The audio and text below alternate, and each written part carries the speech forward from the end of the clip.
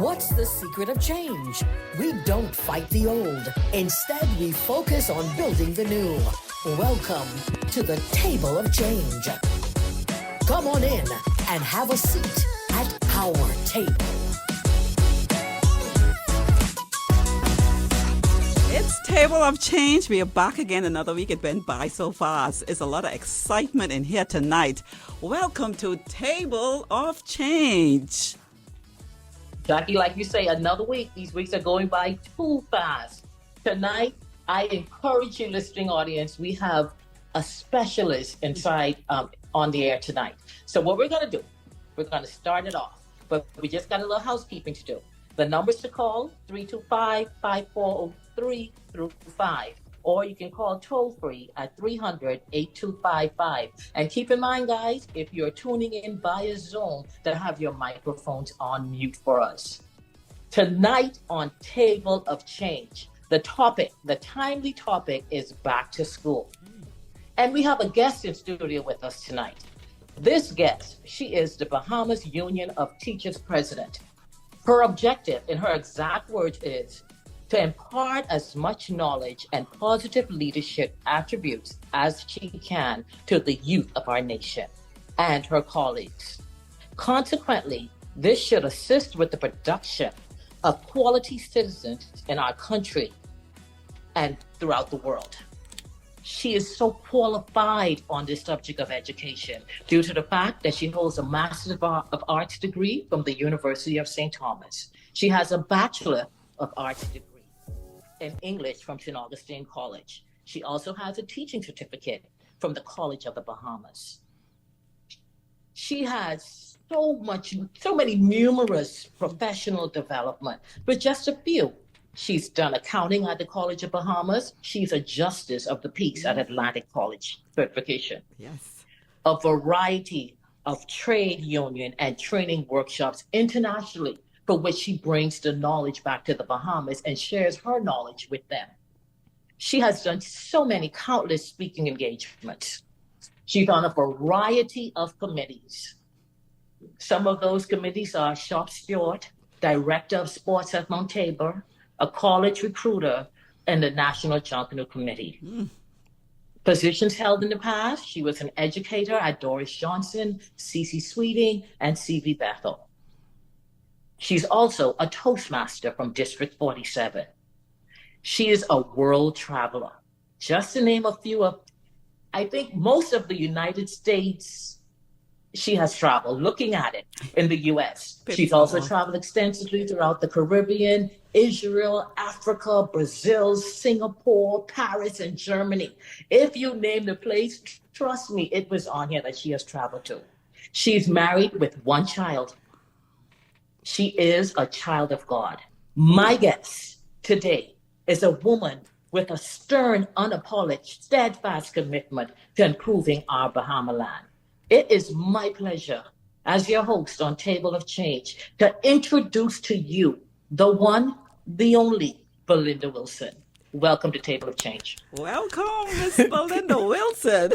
Good evening, and thank you so much, Jackie and Tamara. I mean, that introduction was excellent. Thank you. Thank you. I'm honored to be here. It's easily done because I must confess to you, I don't even know if to call you Belinda or Miss Wilson. Which one do I have your permission to call you? Belinda's fine. Feel free. Watching you through the years, I have grown a real admiration. And I know I have personally stopped you a few times wanting to expand my arena in education. And you always give me a few minutes of your time and impart your knowledge. So it's easy to introduce someone whom you truly respect. Yes. Well, tonight, Belinda, I hope you're ready. We had the air, we put it out there that you would be on tonight, and we're talking about education. And some of you listening may say, okay, Table of Change usually talks about customer service. How are we into education? But what we're realizing, Jackie and I, is that we're all in the arena of customer service. And in terms of teachers offer service to our children and the parents. So it all does come together in terms of customer service and getting good quality service. And that's why we decided for back to school and to have Belinda Wilson on. Now, Ms. Wilson, they're coming at me with all the questions. They've already started typing on Zoom. And the first question one of the viewers wanted me to ask you is, what should parents do to prepare for the up and coming school year? Thank you again, Tamara, and good evening to everyone who's listening. And it's my pleasure to be here with you this evening. But parents need to do a number of things. Well, first of all, I believe that they must prepare their students mentally because so they've been on cruises, they've been to Disney World, they've been playing, they've been visiting their friends, their families, and so they're in the play mood. So parents must sit them down to let them know within the next 2 weeks schools will be opening so that they will be mentally prepared. And definitely they need to ensure that they get all of their school supplies that they're going to need, and to ensure that they know which schools they're going to. If the parents are not driving and the children have to catch the bus, you need to ensure that they get to the bus stop safely, they get to school safely, they get back home safely, and they must always tell them about manners and respect. You know, Miss Belinda Wilson, and I love that name because my mother's name is Melinda, and she was an educator herself. All right. And so, you know, you said something about school supplies. Around this kind of time, there's just so much supplies. Like you have the MPs, you have the banks, you have so many people giving so many things. When I spoke to my niece about a week ago and tell her it's going to be educational week on Table of Change, she said to me, she said, I just need to say something. And so I'm saying it for her. She's saying with so many supplies that they get, I think persons probably still have stuff in their house from 10 years ago, like books. And I feel like she was feeling like sometimes it's wasteful. And I'm thinking if we can get the sponsors together, because teachers, they said to me that even though there's so much being given out, there's still some kids in the classroom who come without. If we can kind of tailor that to have them give it out or give it to the teachers, say something about that. We're very, very thankful for those corporate sponsors that give the supplies, because there's a great need out there for supplies. What I want to do, though, is I want to caution those persons who might be hoarding the supplies and they don't really need it. So if you don't need it, and like she said, you may have a number of packages or supplies at home that you've had over a period of time, don't go to the giveaways this year. Let someone else go who really, really need it, and you can use the ones that you have at home. But I want to say to the corporate sponsors, thank you. And you talked about coordination. I believe they can coordinate much, much better. And I believe if they would reach out to the guidance counselors in the schools, because they would know who the students are who have the greater need, and they will be able to channel those supplies to those students. Yeah, because, you know, sometimes the parents don't get to the places. The kids, the unfortunate kids don't get it. And then she also said about uniforms. If we could really get them together, sometimes the kids need uniforms. Sometimes they need textbook. So and rather than everybody giving the same thing, if we could really just get to them and just make this so powerful. If it can be coordinated, it'll be great. And I think we still will have persons who would go 3 and 4, because they go to 3 and 4 so many times. Yes. But even like you spoke about the MPs. The MPs, I think, can better coordinate too if they target the schools that are in the catchment area for their constituency. Yes. So they would be sure that the children that need the supplies would have them in hand. But I guess a lot of times too, you're looking for a vote, so you give it to everybody, all and sundry. Yes. So I'm Tamara. Don't let me take the show over. Go ahead, Tamara. No, I just wanted to back it back to what should parents do to prepare. I've learned this from being a parent, and I'm also learning this from being an educator for a little time. I think as simple as parents, we are all guilty. I'm talking to myself too, Jackie. I might be mashing your corn, but I'm talking to myself too. We're all guilty of in the summertime, we allow the children not to have a bedtime. So that means they're up all hours in the night and they're sleeping all day. We as parents need to, 2 weeks before school start, make the kids get back into their routine. Make them focus on going to bed on time at a bedtime because we can all agree it's going to be a little adjustment period for them to be up, to be out, and to get their brains thinking.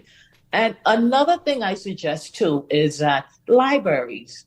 You would be surprised how many kids don't have a library card.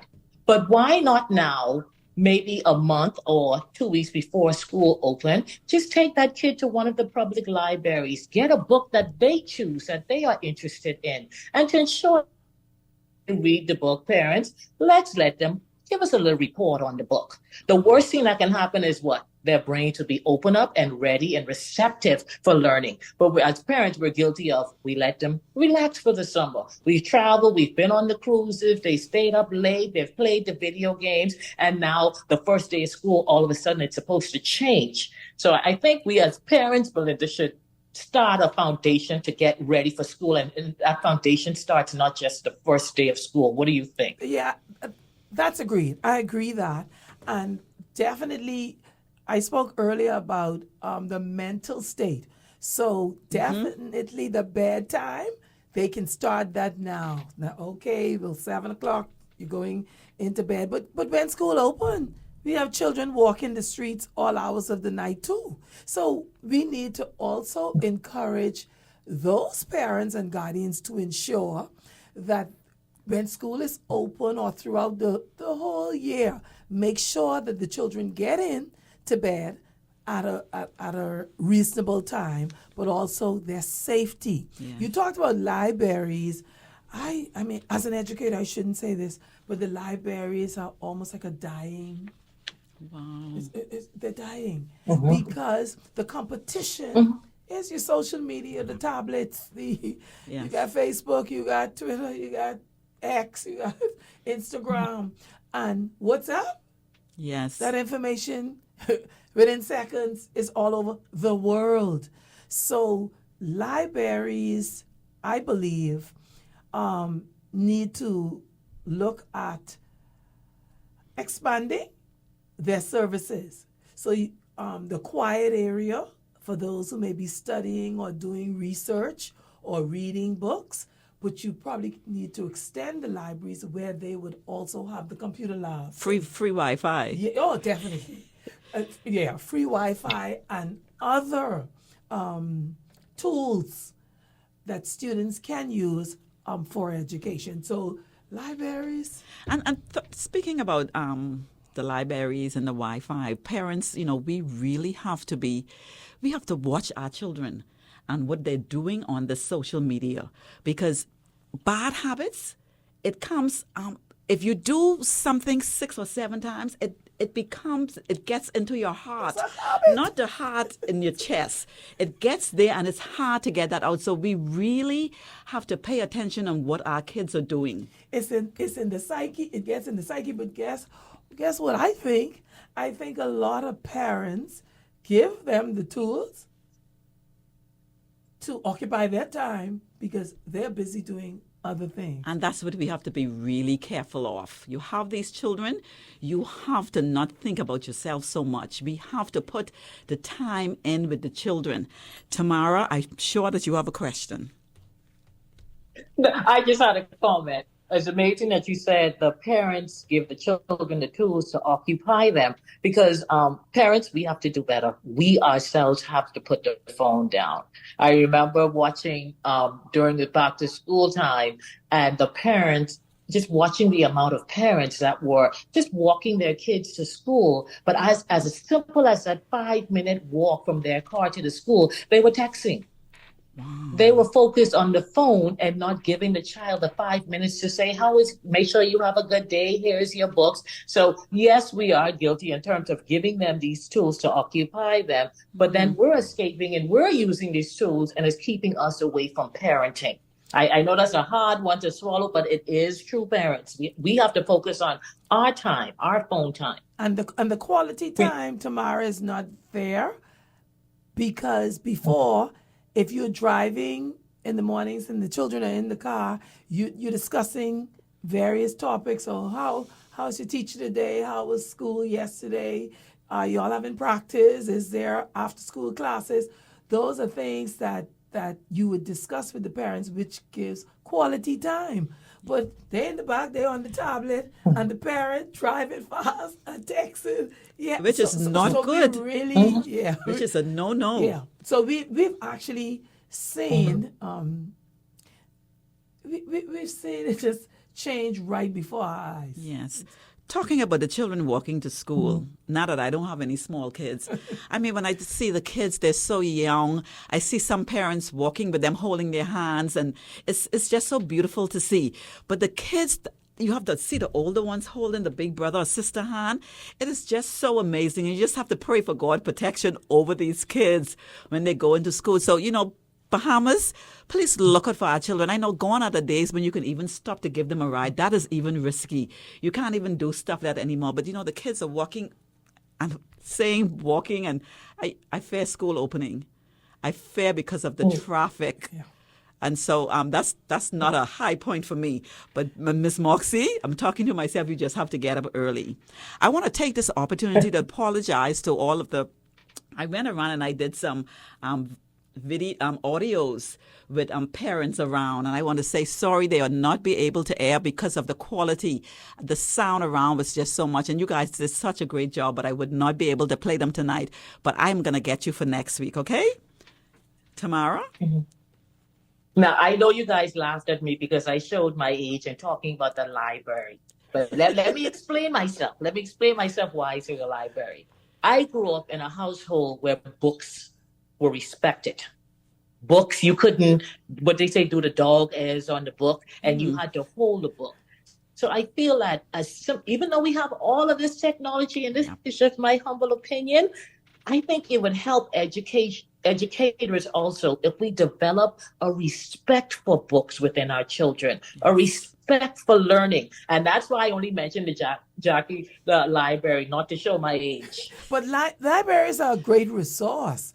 But I'm saying that they're being phased out because of technology. So if the libraries are going to move with the times, then expansion is needed because you need the quiet time in the quiet area, but you also should be able to cater to the technology and like Jackie said, free Wi-Fi, because we always think that the Wi-Fi, again, is only for social. Right, it's for reading as well. Right, and it's for research. Yes.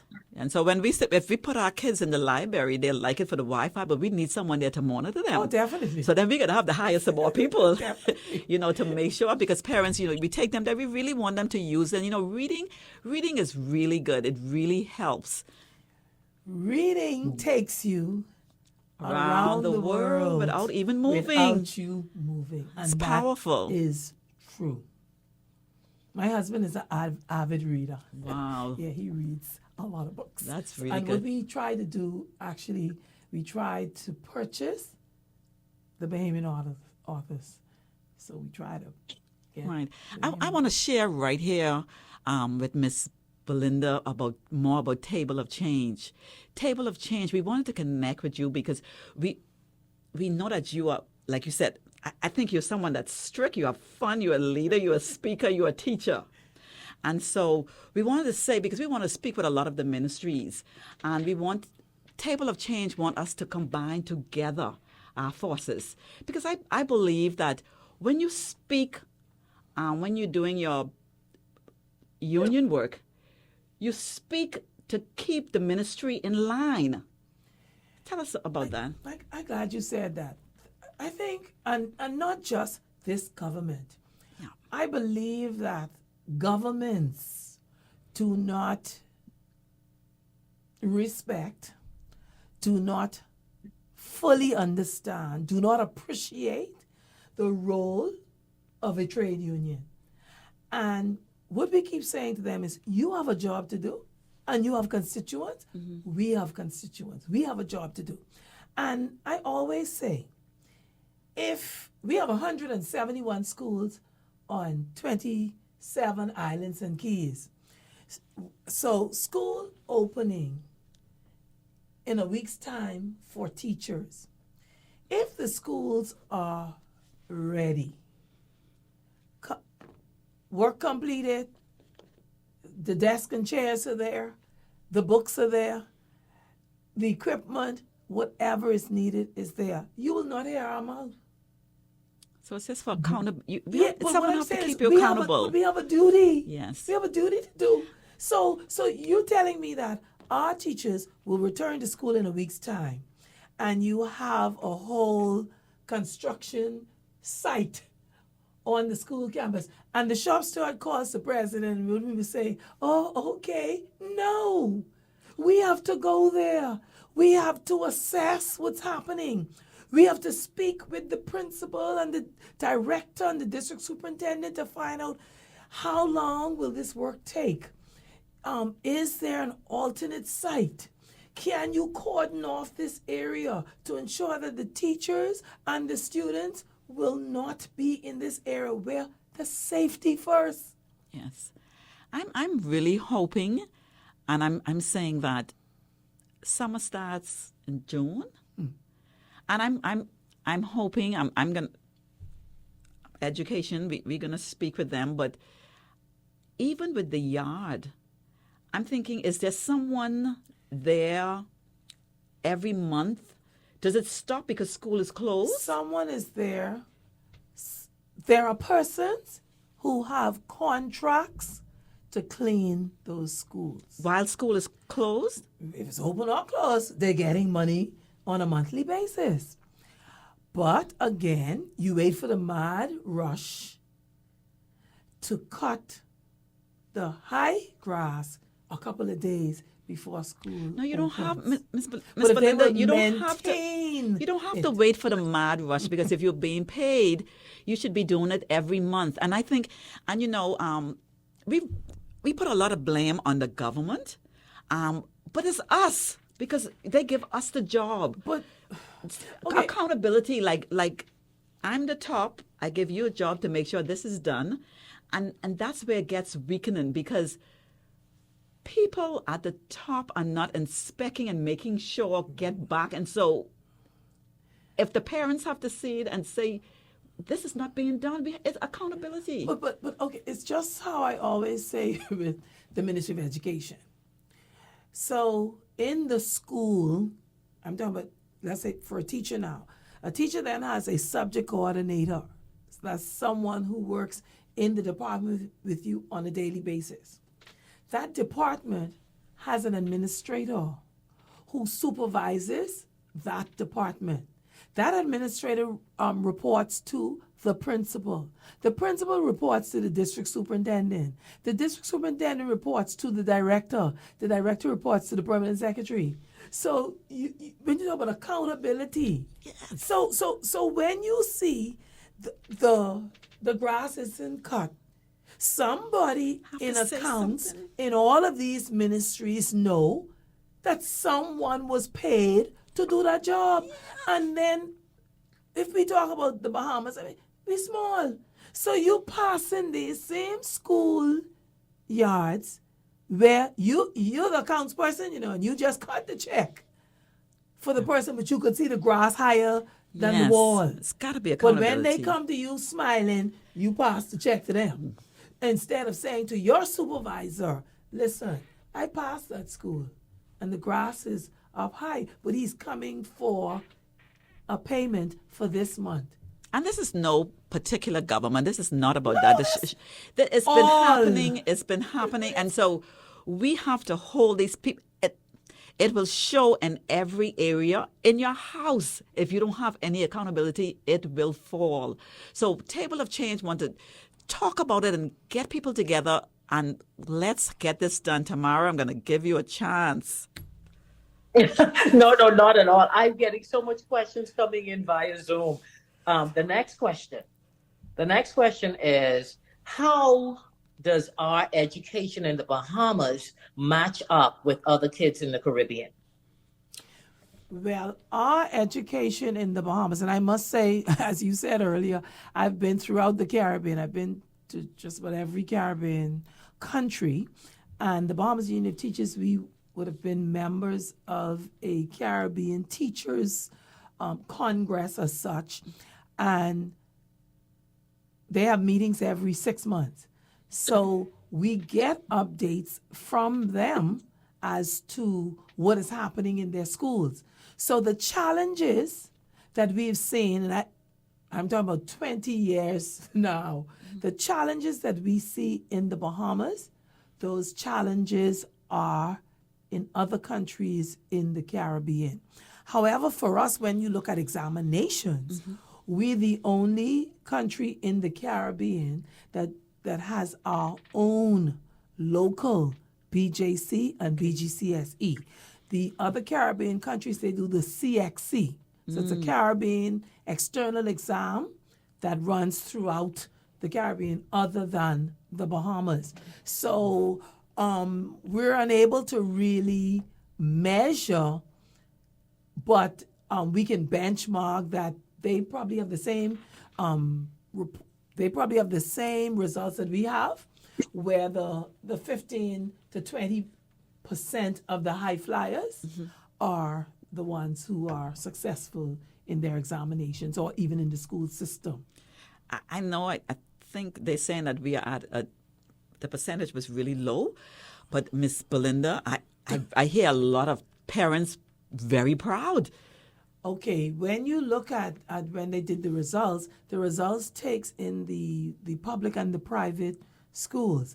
And yes, we do have some students, they're high flyers. And when you think about a C.H. Reeves and a H.O. Nash in the BJC, they had students like with 9 A's and 8 A's. Previously, I haven't had an opportunity to examine the results as yet because I'm supposed to be getting them from education tomorrow.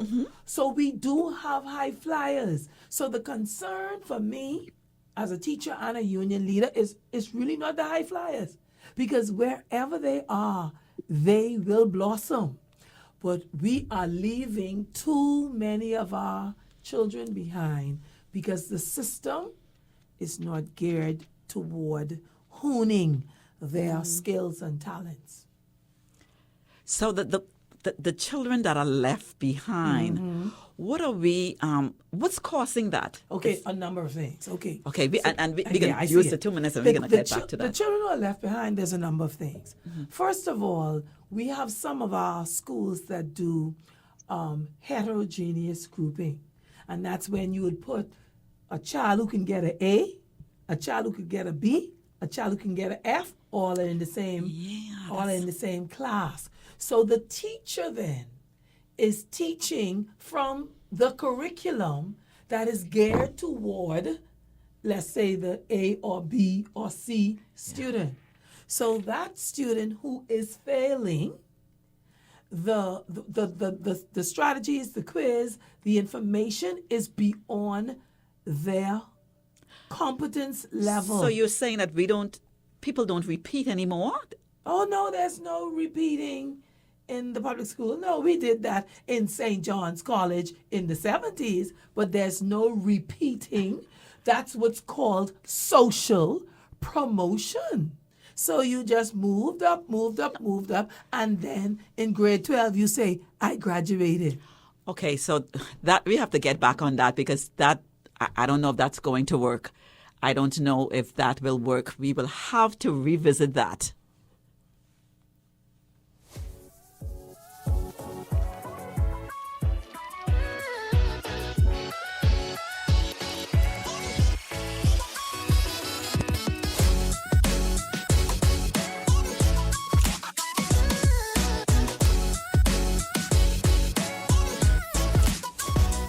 Quality in a service is not what you put into it. It is what customers get out of it. And Table of Change gives us customer service at its finest. To sponsor Table of Change, I need you to reach out and call 449-9106 Table of Change is a show geared around customer service and how we are of service to others. For sponsorship, 449-9106. Tune in to Tamara Fox Smith and Jacqueline Fernanda Moxie for Table of Change. Table of Change, every Tuesday at 8 p.m. right here on the National Voice of the Bahamas.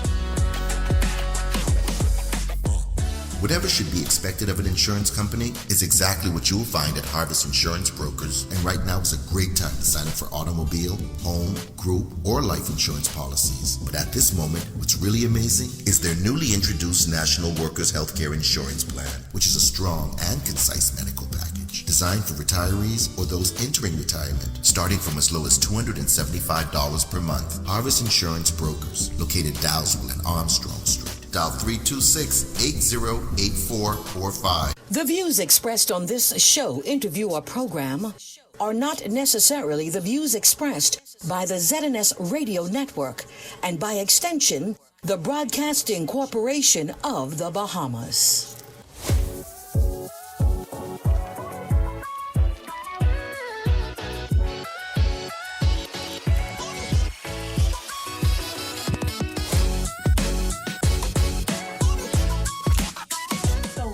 As we were saying, so we have social promotion. There's no repeating in the government schools. And you asked, like, what happens? Let me explain, as I said earlier.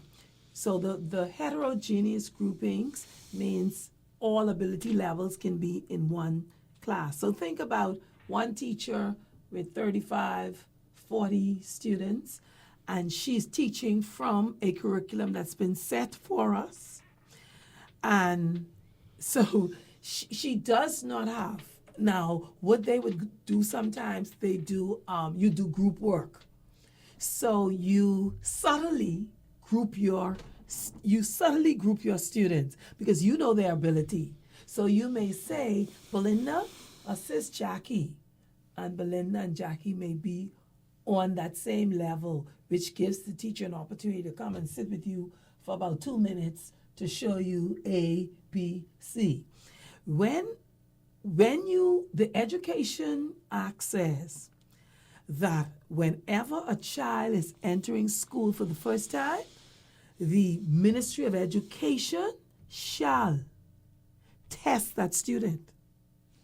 So I know the test that we do now is you come and you write A, B, C, D, E, 1, 2, 3. But with the special needs that we are finding so prevalent now, the ADHD, the ADD, the autism, etc., then the testing has to be more expansive.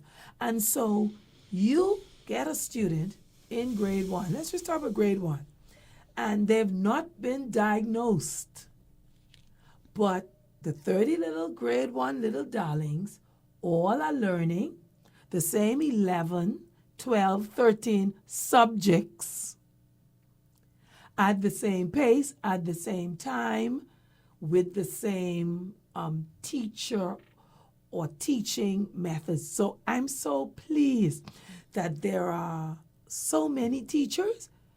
They use their strategies that they would have learned in conferences or in higher education, etc., and they're able to recognize he or she, they're not reading at a certain level. So they give the bit of intervention that they can give. But think again, 30, 35, 40 children in a class with you. And the morning they're saying is reading. Then you do math. Then you do social studies, then you do geography, then you do art. So the academic freedom is limited. And if teachers really had the academic freedom that they should have to be able to use their methods, their test and measurements, their strategies, our students would be better. But we have a curriculum, we have schemes that we have to complete within a certain time frame. Teachers are observed and evaluated based on, oh, you didn't finish chapter 10 because you're supposed to finish chapter 1 to 10 between January and June, etc. Because, again, it's geared toward external examinations that cover those various topics. So I remember when my kids were in primary school, I remember we used to try to fight to get a particular teacher because it have to be a particular level.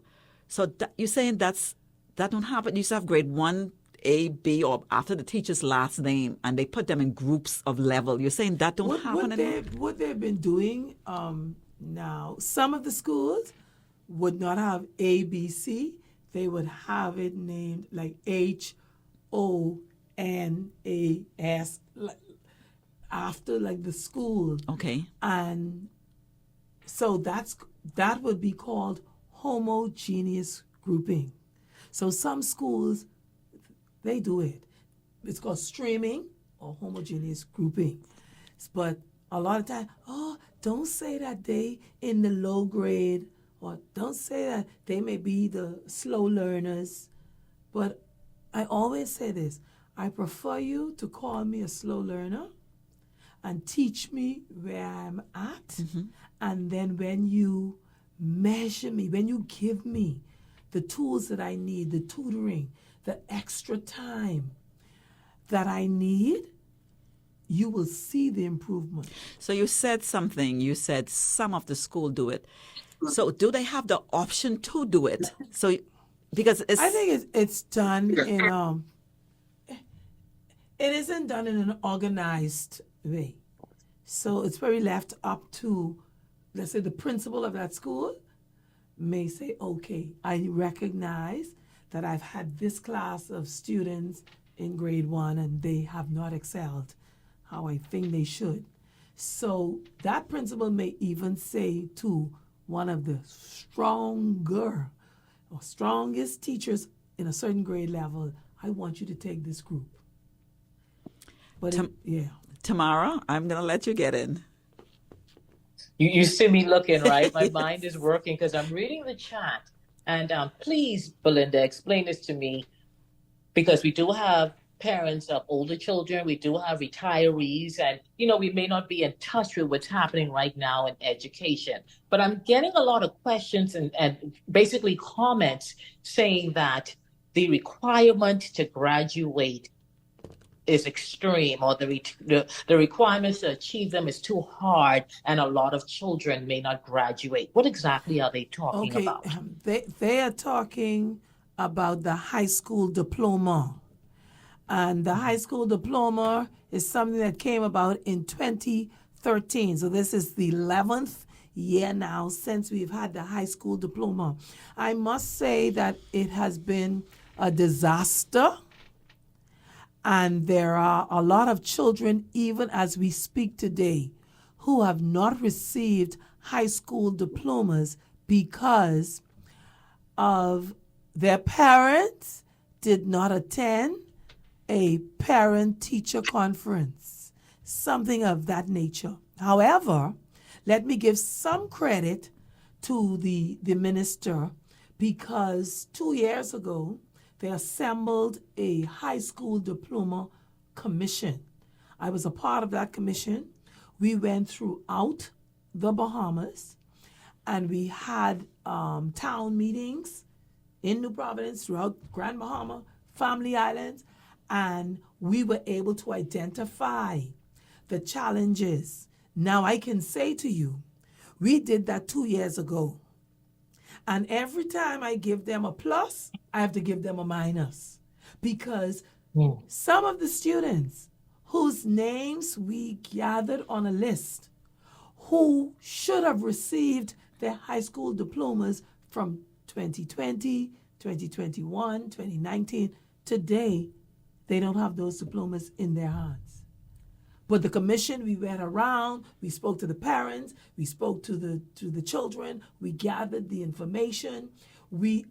Our chair was Mr. Cecil Thompson, former educator out of Grand Bahama, and we provided for the Minister of Education a thick document, a report from the commission of our findings. What we asked for is for them to have a unit for the high school diploma. So they now have a unit that they've staffed with a few persons, but sadly, we still have some of our students who have not received diplomas who should have. In the criteria, they asked for the BJCs in science, mathematics, English, and a lot of the students were unable to get BJCs in those subject areas, so they were unable to get the high school diploma. What we did is we did a review, and if it's 5 BJCs and math, English, let's say science, we said, well, use 2 other subjects that they may have strength in, because the high school diploma was geared toward the academic student. And I must say, the technical and vocational strand, almost non-existent. So, what I'm hearing from this, and what I would like to see, because everybody's not going to be academically high, and so we have to. It would be really nice if we can have a technical, know when to separate it. Okay. And the new ministry's name is the Ministry of Education, Technical and Vocation. No. BTVI. Training. No, the ministry. So it isn't the Ministry of Education now. It was the Ministry of Education. It was the Ministry of Science, Education, Science, and Technology. Now it's the Ministry of Technical and Vocational Training. And I have yet. Is that at the high? Which level do they start at? The junior? Or? No. What I'm saying is they've changed the the name name of the ministry to add technical and vocational, and it changed in 2021. So what I'm saying is, it is 2024.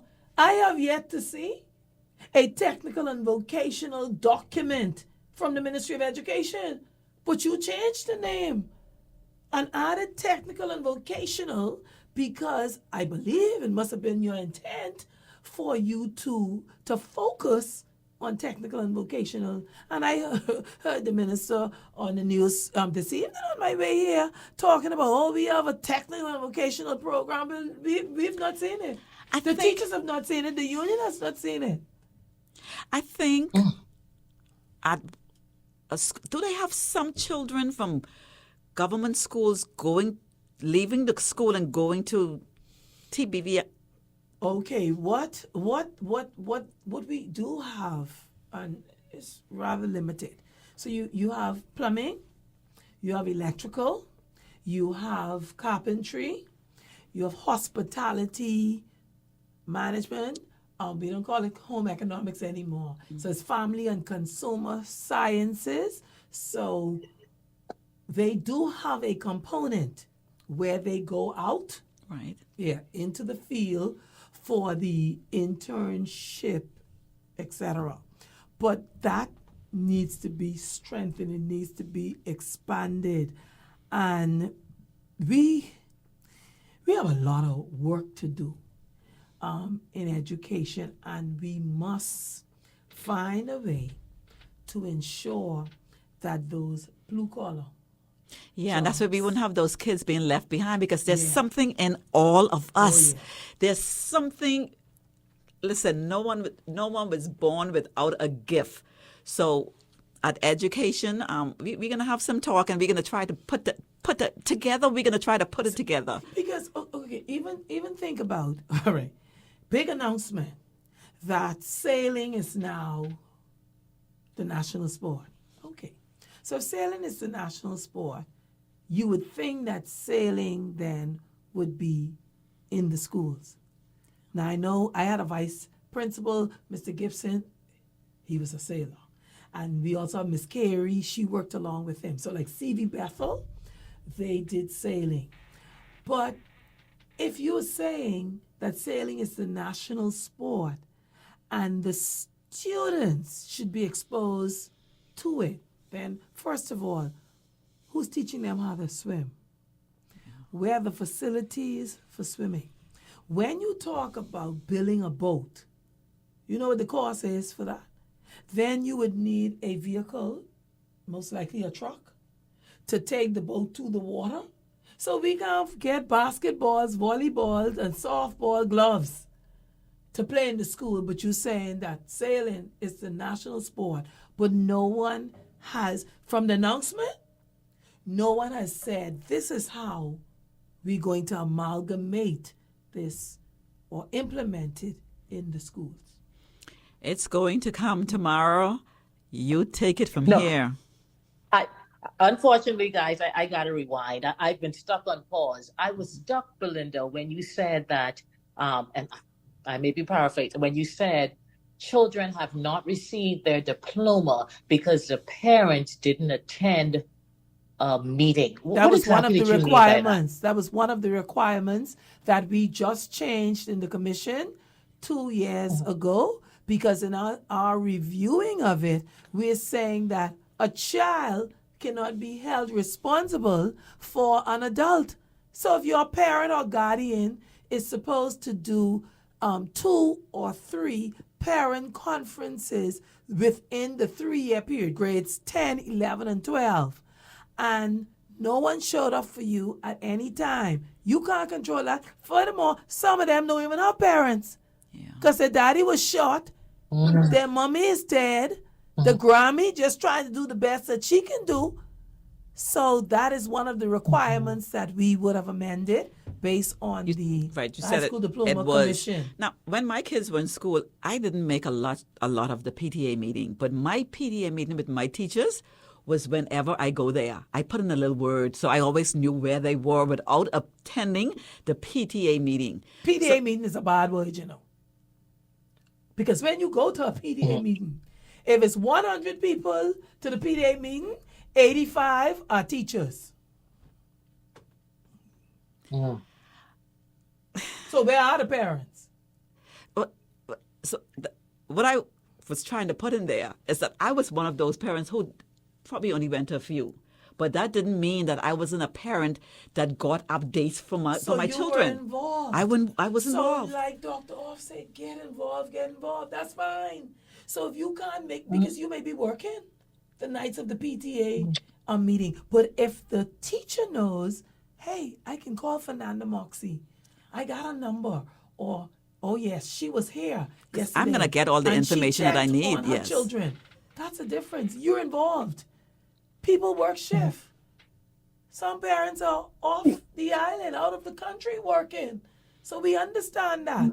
But we're saying that it is always, what are the teachers doing? We're doing the best that we could with nothing that you've given to us. Now, does not put all the teachers in that category, but Go ahead. aren't they given something now? Are they given something now? Because I remember Okay. teachers talked about them having to. I spoke with a few teachers and they say, you know, we're getting something now to Okay, prepare our let class. let me speak to the getting something. So the Ministry of Education did a survey about a year and a half now. I serve on that committee also. So from the survey, the information we received from the survey was analyzed, and our committee has been looking at implementing some of those, some of the recommendations that the teachers have given. And so our chair is Reverend Angela Palacios. Okay. She chairs the committee. Shivago Lang is our deputy chair. Okay. So I sit on that committee. So the committee last year gave $250 to every teacher for classroom decoration. And that's from the Ministry of Education. Ministry of Education, yes, from that implementation great. That's committee. great. And they also got $250 July payday to assist with classroom decoration. And like I tell them next year, I want $300. Because it goes, more. it's a lot. Yeah. It's a lot that they have to decorate the classroom with their time. It's really a lot. And so out of that committee, So that's great. there's some things, positive things, Yes. that are being implemented. You see what I'm saying? Together we can make it happen. We have to push for things. Yeah, but boy, you gotta push so hard. Wow. And you gotta keep pushing. We're going to help push. Tamara, are we committed to that? Yeah, we are committed to that, but like I still on pause here. Yeah. Go ahead.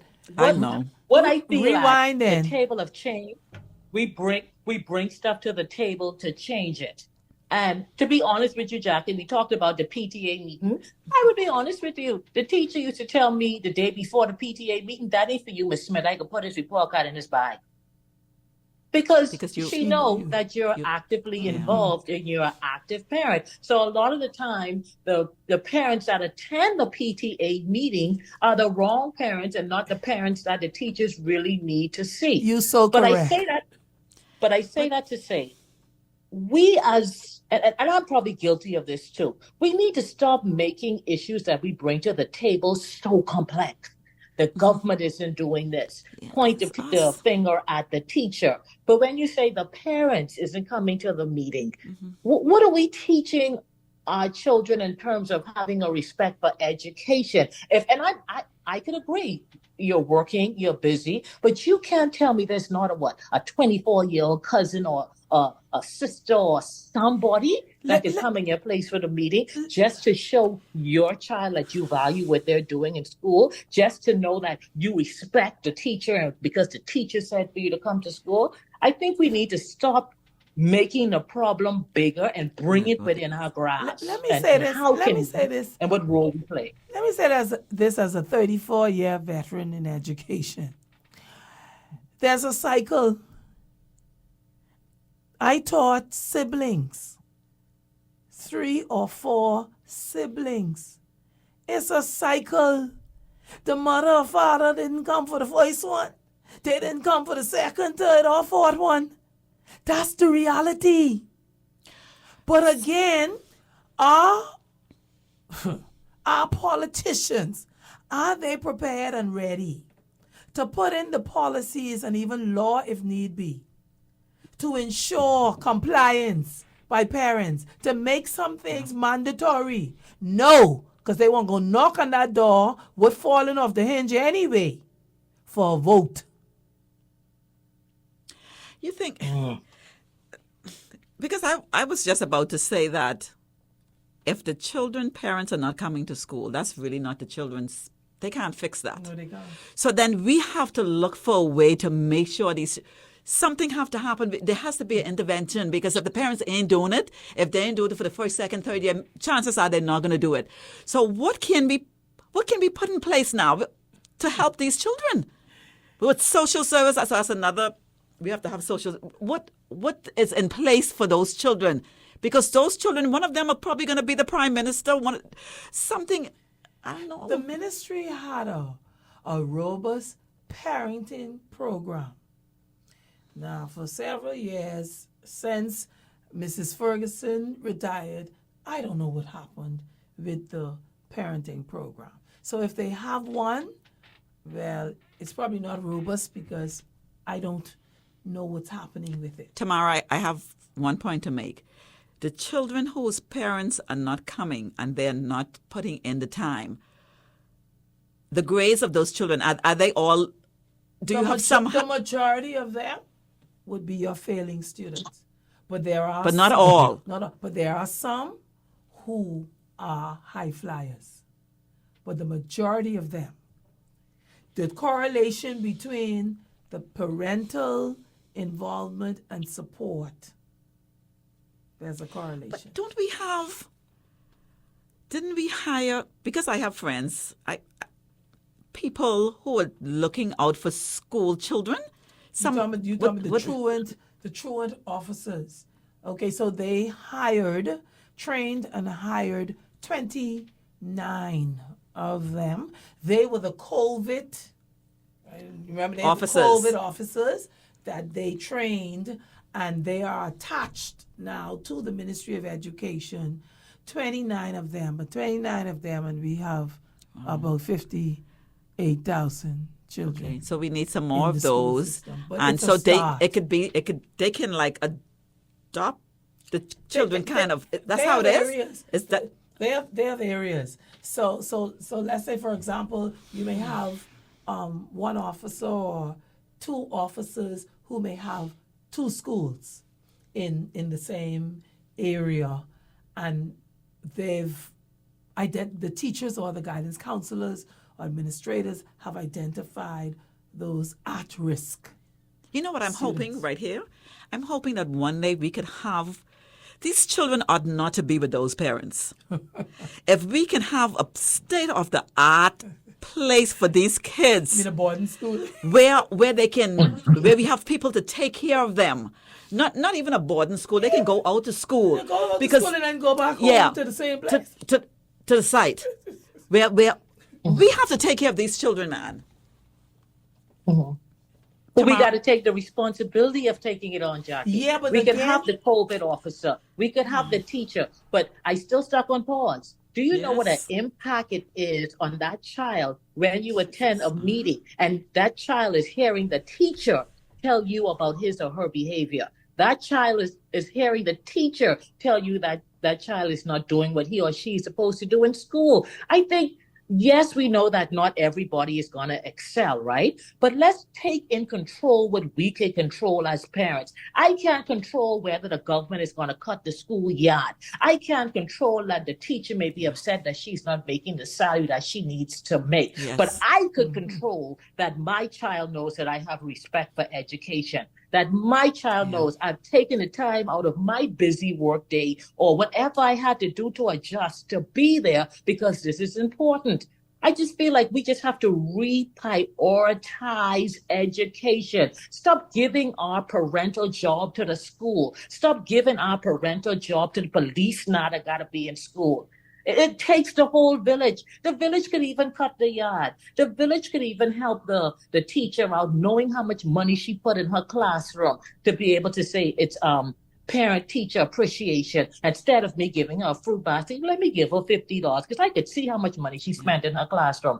All I really hear from all of our going around in terms of education that really has me perplexed is that we're stepping away from our responsibility as a parent. We have to make sure the child have the uniform. And yes, some children can only have one. Well, you got to wash it on your hand and you got to iron it and you have to keep it properly if for some reason you wasn't able to make the free uniform. You understand what I'm saying, Belinda? Help you me bring that across. you use the key word, The key word is priority. But Tamara, we So also, what is the parent's priority? but so let's be real. The parents are not doing it, Tamara. So this has to be another show. We only have for 2 more minutes. So the parents are not doing it. So we have to come to reality with that. They're not doing it. We need to take these children away. They're not doing it, and I said it earlier. The government, the state, has to put laws and policies in place to make the parents do it. It will not happen. Because those are the same parents, like I said, who door they're going to knock on for a vote. And that, listen, say whatever you want to say. The policy makers, the legislators, are politicians. But that's not going to stop the votes. I think that would help the votes. Oh, that's what you say. So you say a parent whose child did not come to they school. cannot take care of the child. School started on Monday, and the child hasn't been to school for the first 3 weeks. And you say, "Okay, parent, come. I'm putting you before the magistrate court, and you're gonna do this and that." You think they can vote for you? No, I'm not even talking about the parents going before the court. I'm talking about us taking those children and making it happen for them. And then when those children are finished, what you're they saying, still but I am saying to you the reality. Get it, my sister. Get it. The reality is politicians, who is the government, their priority is votes. They talk a good talk, a bunch of rhetoric, but at the end of the day, who is prepared to make the hard decision? Because you make the hard decision, you know what you say?